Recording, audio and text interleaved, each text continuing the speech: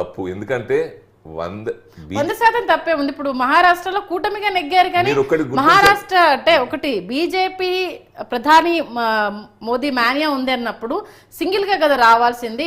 రెండు పార్టీలను జత కట్టుకుని గెలిచినప్పుడు అక్కడ ప్రధాని మోదీ మాన్యా ఎక్కడ ఉన్నారు? మీరు ఒకటే చూడండి, ఎన్ని సీట్లకు పోటీ చేశారు, ఎన్ని గెలిచిండ్రు. 90% సీట్లు గెలిచిండ్రు. మీరు అది గుర్తుపెట్టుకోండి. 132 వచ్చినాయి అంటే not a joke, out of 145 లో. అంటే ఈరోజు అక్కడ జరిగింది. రేపు కూడా ఈ మోడీ చరిస్మాతోటే జరుగుతుంది. ఇక్కడ కూడా అవసరాన్ని బట్టి పరిస్థితులకు అనుగుణంగా అప్పుడు కేంద్ర వాళ్ళు ఏ నిర్ణయం తీసుకుంటే ఆ నిర్ణయం ప్రకారం ఒక వ్యూహం ప్రకారమే పోతారు తప్ప ఇది ఈరోజు చూడండి బీజేపీ అంటే ఎంత ముందు పోతుంది. అసెంబ్లీ ఎలక్షన్స్ కి పార్లమెంట్ కి 8 సీట్లు వచ్చినాయి. పార్లమెంట్ ఓటింగ్ షేర్ పెరిగింది. రేపు కూడా బీజేపీ ఈనాడు ఇదే స్ఫూర్తి తీసుకొని మొన్న ఎప్పుడు మీరు కన్వీనియర్ గా 40 లక్షల సభ్యత్వాలు ఈనాడు రీచ్ అవుతున్నాం.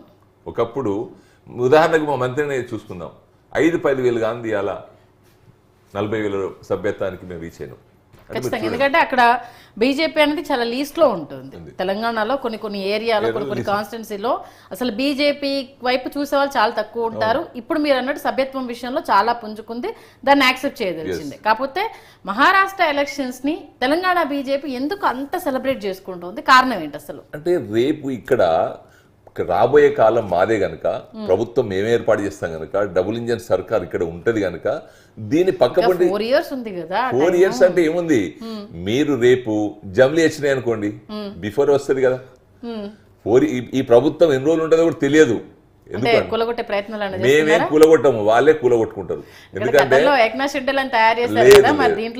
అటువంటిది లేదు. ఇక్కడనే నలుగురు కాచుకొని కూర్చున్నారు.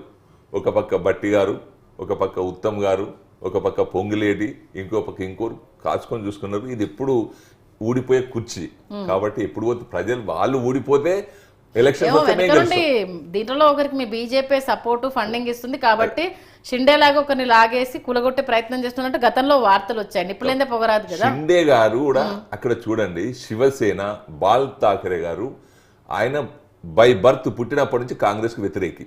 అటువంటి దాన్ని ఈ పార్టీలో గెలిచి ఆయన కాంగ్రెస్ తోటి జతగట్టిండు కనుక అక్కడ ఉన్న ఒరిజినల్ శివసేన బయటకు వచ్చి నువ్వు చేస్తున్న తప్పు అని చెప్పి వచ్చిండ్రు. అంతేగాని ఏక్నాథ్ షిండేని మనం కాదు, వాళ్ళంతా వాళ్ళు వచ్చారు కనుక గౌరవించడం జరిగింది. ఎందుకంటే పార్టీని కాపాడాలి, సిద్ధాంతాలను కాపాడాలని. ఈ రాజకీయాలు బద్ధశత్రువు అయినటువంటి కాంగ్రెస్ కు బాల్ ఠాకరేకు ఈనాడు వీళ్ళతో కలిసింది అంటే ఎంత అనైతికం. కాబట్టి ఈరోజు దాన్ని దృష్టిలో పెట్టుకునే అది అక్కడ చేసిండ్రు. ఇవాళ ఏకనాథ్ షిండే అనేది తప్పు. ఏకనాథ్ షిండేనే ఆయన పార్టీని కాపాడాలి అనే ఉద్దేశం కొద్ది శివసేన పార్టీని కాపాడాలని ఆయన బయటకు వచ్చాడు తప్ప ఆయన ఎవరో ప్రోక్ చేయలే. ఒకటి బాల్ ఠాకరే కొడుకును కాదని ఏకనాథ్ షిండే వారసుడు అనేది అది పొలిటికల్ గా ప్రోకేట్ చేయడం తప్పితే నిజంగా ఠాకరే కుటుంబం నుంచి వచ్చినప్పుడు ఎవరు వారసులు అవుతారు? అంటే వారసుడు అంటే ఆయన బాల్ ఠాకరే ఆయన లైఫ్ త్యాగం చేసిండు. ఆయన పార్టీ కోసం చేసిన ఎప్పుడైనా పదవి తీసుకున్నారా? మీరు చూడండి, మీరు ఒకటే చూడండి, ఆయన ఎప్పుడు పదవి తీసుకోవాలి. ఈయన ఉద్ధవ్ ఠాకరే తీసుకుని ఆయన కొడుకు తీసుకున్నారు. అది ప్రజలు అసహించుకున్నారు. అసహించుకొని ఈ అరాచకం ఈ కాంగ్రెస్ అంటేనే అరాచకం, అనైతికం గనక అది దృష్టిలో పెట్టుకొని ఆ ఏకనాథ్ షిండే గారు బయటకు వచ్చింది. బయటకు వచ్చి బీజేపీ సపోర్ట్ తీసుకున్నారు. ఆయన ముఖ్యమంత్రి చేసిండ్రు. మేము ముఖ్యమంత్రి కాలే కదా, మా ఫడ్నవీస్ గారు ముఖ్యమంత్రి ఉన్నా మేము కాలే కదా. ఒక సిద్ధాంత పరంగా పోయేది బీజేపీ పార్టీ. కాబట్టి రేపు దాన్నే ఇక్కడ కూడా ఏమన్నా జరగవచ్చు, జరగదని లేదు. ఎందుకంటే వీళ్ళు ఒక వాగ్దానం చేయాలి. ఇంతకు రుణమాఫీ చూడండి, నేను ఒక రైతును, ఇవాళ ఏకకాలం లోపల 100 days లోపల చేస్తా అన్నారు. రుణమాఫీ ఎంత చేశారు? 50% కూడా చేయలే. 50% ఇంకా మిగిలిపోయింది. రైతు బంద్ ఇవ్వలే.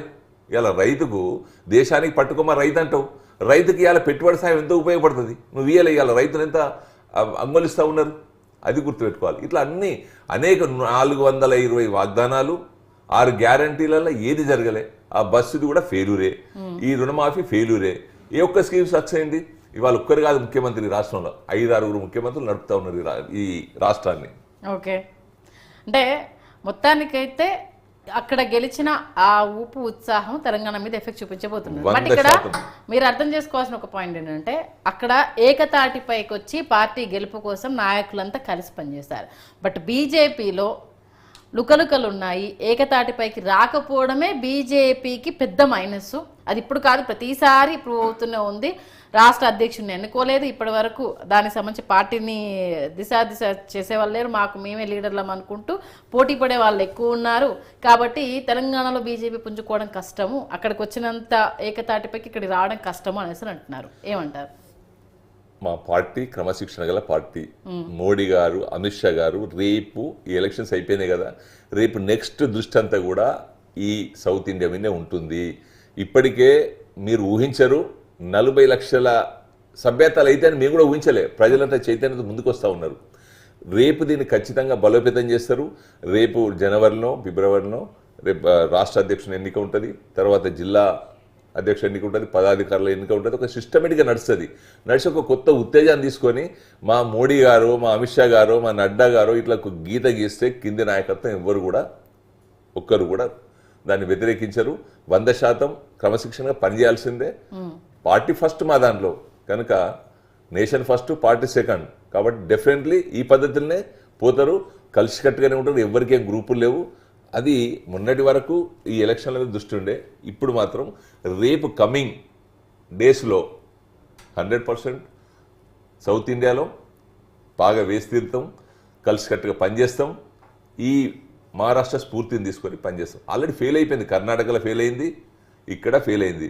మీరు చూస్తూ ఉన్నారు, ఒక్క వాగ్దానం సక్సెస్ కాలే. మీరు ఇంతెందుకు రోడ్డు మీదకి వెళ్ళి ఒక పాంటేల దగ్గరనో, ఒక టీ కొట్టు దగ్గరనో అడగండి కాంగ్రెస్ పార్టీ గురించి. ఈవెన్ ముస్లిమ్స్ అడగండి, ముస్లిమ్స్ కూడా ఏమంటున్నారు, గల్తీ హోగాయి భయ్ అని చెప్తున్నారు.